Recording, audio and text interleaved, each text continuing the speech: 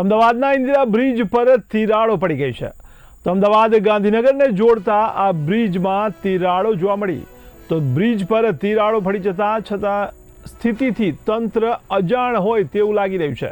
ત્યારે વાહન ચાલકો જીવના જોખમે પસાર થઈ રહ્યા છે. તો શહેરમાં વધુ એક બ્રિજની કામગીરી પર સવાલો ઉઠી રહ્યા છે. તો વર્ષ 2012માં જ ઇન્દિરા બ્રિજને ખુલ્લો મૂકવામાં આવ્યો હતો. તો મહત્વના સમાચાર કહી શકાય. ત્યારે વધુ એક બ્રિજમાં તિરાડો જોવા મળી, જેમાં વર્ષ 2012માં ખુલ્લો મુકાયેલા ઇન્દિરા બ્રિજને તિરાડો પડી છે. તમારા એસોસિએટ એડિટર ઉમંગ સોની ફોન લાઈનથી જોડાયા છે. જી ઉમંગભાઈ, તો વધુ એક બ્રિજ પર આ તિરાડો સામે આવી છે, તેને લઈને આપ શું કહેશો? જયેશભાઈ, ભાજપની રાજમાં ભ્રષ્ટાચારનો વધુ એક ખાડોનો બોલતો પુરાવો છે. તમે જણાવી દો કે થોડા દિવસ પહેલા સુભાષ બ્રિજમાં આવી હાલત હતી, તેના કારણે સુભાષ બ્રિજ બંધ કરવામાં આવ્યો અને શહેરની જનતાને ભારે મુશ્કેલીનો સામનો કરવો પડી રહ્યો છે. હવે આજે જે સમાચાર મળી રહ્યા છે, તે સુભાષ બ્રિજ જે મહત્વનો બ્રિજ ગણાય, અમદાવાદ અને ગાંધીનગરને જોડતો, ત્યાંથી હજારો વાહનો રોજની વર કરતા હોય છે અને વીવીઆઈપી મુવમેન્ટ પણ આ રોડ પર જોવા મળતી હોય છે.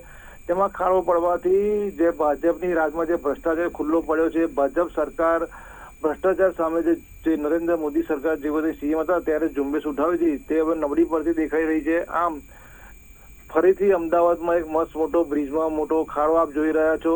તેના કારણે કોઈ મોટી દુર્ઘટનાનું આમંત્રણ આપી રહ્યું એવી રાહ જોવાઈ રહી છે. જો સમયસર આ બ્રિજનું સમારકામ કરવામાં નહીં આવે તો તમને જણાવી દઉં કે કોઈ મોટી દુર્ઘટના ચોક્કસપણે થઈ શકે એવી શક્યતાઓ દેખાઈ રહી છે. બીજી તરફ જણાવી દઉં કે 2012માં બનાવેલો આ બ્રિજ ખાલી એક જ દાયકાની અંદર બિસ્માર હાલત થઈ ગયો છે.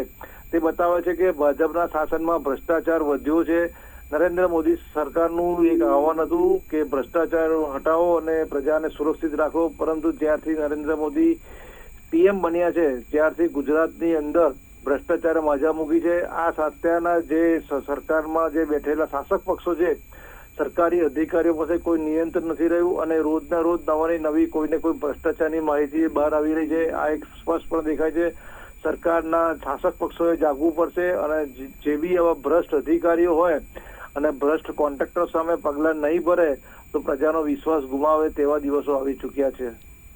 જયેશભાઈ જી ચોક્કસ. તો મોટા ભાગે આપણે જોઈએ તો અમદાવાદ અને ગાંધીનગરને જોડતો આ પુલ છે, ત્યારે ગાંધીનગર જતા આવતા નોકરિયાત વર્ગ છે અથવા તો મોટી સ્કૂલો પણ એ તરફ છે, ત્યારે બાળકો, વિદ્યાર્થીઓ અને આ નોકરિયાત વર્ગ માટે જે તકલીફ પડશે તેને લઈને શું કહી શકાય?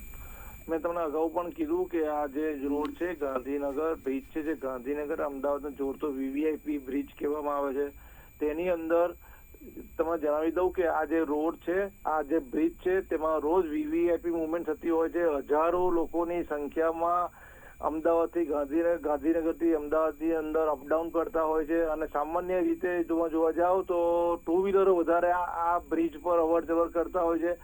જે ખાડાની જે તિરાડોની પરિસ્થિતિ છે, જો કોઈ વાહન ચાલક અડફેટમાં આવી જાય અને જો બ્રિજ પર વધુ વાહનો અવર જવર કરતા હોય તો એકથી વધુ વાહનોને અકસ્માત થવાની ભીતિ જોવાઈ રહી છે. સરકારે તરત જાગવું જોઈએ. આજે રવિવાર છે છતાં પણ મૃદુ અને મુક્કમ ભૂપેન્દ્ર પટેલની સરકાર આ બ્રિજનું ક્યારે સમારકામ થાય છે એ જોવાનું છે. ભવિષ્યમાં જો ગુજરાતના અને ગુજરાતભરના અને ખાસ કરીને અમદાવાદના તમામ બ્રિજોનું ચકાસણી કરવામાં આવે તો આવા અનેક બ્રિજમાં ક્ષતિ દેખાઈ આવે તેવું છે. સરકારે તરત સમારકામ કરવું જોઈએ. જો સમારકામ નહીં કરે તો કોઈ મોટા અકસ્માતને એંધાર દેખાઈ રહ્યા છે. જી, સમગ્ર માહિતી બદલ આપનો આભાર. તો અમદાવાદના એક નવા બ્રિજ પર ફરી તિરાડો જોવા મળી છે, જેમાં 2012માં ખુલ્લા મુકાયેલા ઇન્દિરા બ્રિજમાં તિરાડો જોવા મળી છે, જેને લઈને હવે બ્રિજની કામગીરી પર સવાલો ઉઠી રહ્યા છે.